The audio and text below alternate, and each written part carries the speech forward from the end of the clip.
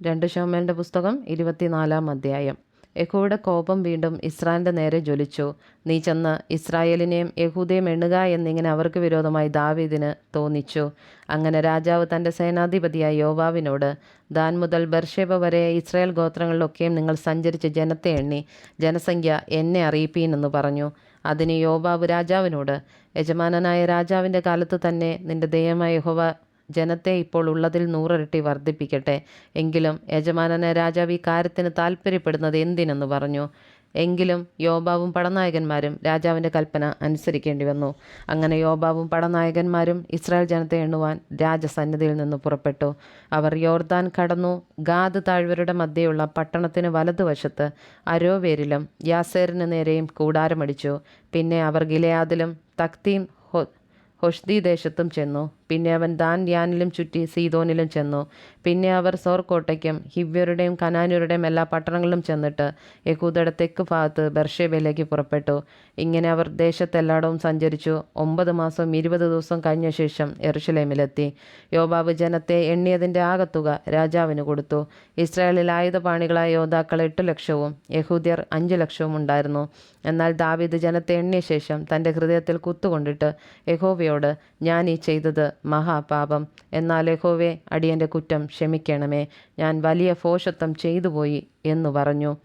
ദാവീദ് രാവിലെ എഴുന്നേറ്റപ്പോൾ ദാവീദിൻ്റെ ദർശകനായ ഗാദ് പ്രവാചകന് യഹോവയുടെ അരുളപ്പാട് ഉണ്ടായത് എന്തെന്നാൽ, നീ ചെന്ന് ദാവീദിനോട്, ഞാൻ 3 കാര്യം നിന്റെ മുൻപിൽ വയ്ക്കുന്നു.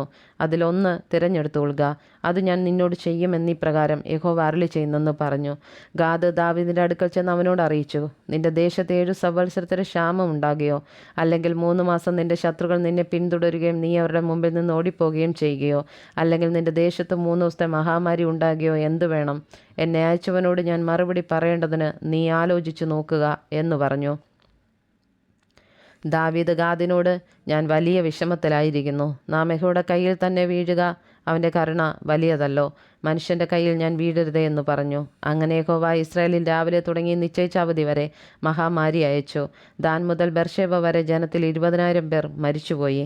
എന്നാൽ ദൈവദൂതൻ യെരൂശലേമിനെ ബാധിപ്പാൻ അതിന്മേൽ കൈനീട്ടിയപ്പോൾ യഹോവ അനർത്ഥത്തെക്കുറിച്ച് അനുതപിച്ചു. ജനത്തിൽ നാശം ചെയ്യുന്ന ദൂതനോട്, മതി, നിന്റെ കൈ പിൻവലിക്ക എന്ന് കൽപ്പിച്ചു. അന്നേരം യഹോവയുടെ ദൂതൻ യെബൂസ്യൻ അർവ്വനയുടെ മെതിക്കളത്തിനരികെയായിരുന്നു.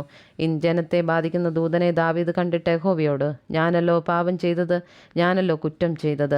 ഈ ആടുകൾ എന്തു ചെയ്തു? നിന്റെ കൈ എനിക്കും എൻ്റെ പ്രതിഭവനത്തിനും വിരോധമായിരിക്കട്ടെ എന്ന് പ്രാർത്ഥിച്ചു പറഞ്ഞു. അന്നു തന്നെ ഗാദ് രാജാവിൻ്റെ അടുക്കൽ വന്ന് അവനോട്, നീ ചെന്ന് യെബൂസിനായ അർവ്വനയുടെ കളത്തിൽ യഹോവയ്ക്കൊരു യാഗപീഠം ഉണ്ടാക്കുക എന്ന് പറഞ്ഞു. യഹോവയുടെ കൽപ്പന പ്രകാരം ഗാദ് പറഞ്ഞതുപോലെ ദാവീദ് അവിടേക്ക് പോയി.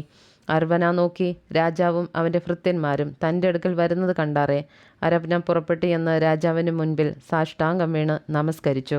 യജമാനായ രാജാവ് അടിയൻ്റെ അടുക്കൽ വരുന്നത് എന്ത് എന്ന് അരവന ചോദിച്ചതിന് ദാവീദ്, ബാധജനത്തെ വിട്ടുമാറുവാൻ തക്കവണ്ണം യഹോവയ്ക്കൊരു യാഗപീഠം പണിയേണ്ടതിന് ഈ കളം നിന്നോട് വിലയ്ക്ക് വാങ്ങുവാൻ തന്നെ എന്ന് പറഞ്ഞു. അരവന ദാവീദിനോട്, യജമാനനായ രാജാവിന് ബോധിച്ചതെടുത്ത് യാഗം കഴിച്ചാലും ഹോമയാഗത്തിന് കാളകളും വിറകിനും മെതിവണ്ടികളും കാളക്കോപ്പുകളും ഇതാ. രാജാവേ, ഇതൊക്കെ അരവന രാജാവിന് തരുന്നെന്ന് പറഞ്ഞു. നിന്റെ ദൈവമായ യഹോവ നിന്നിൽ പ്രസാദിക്കുമാറാകട്ടെ എന്നും അരവന രാജാവിനോട് പറഞ്ഞു.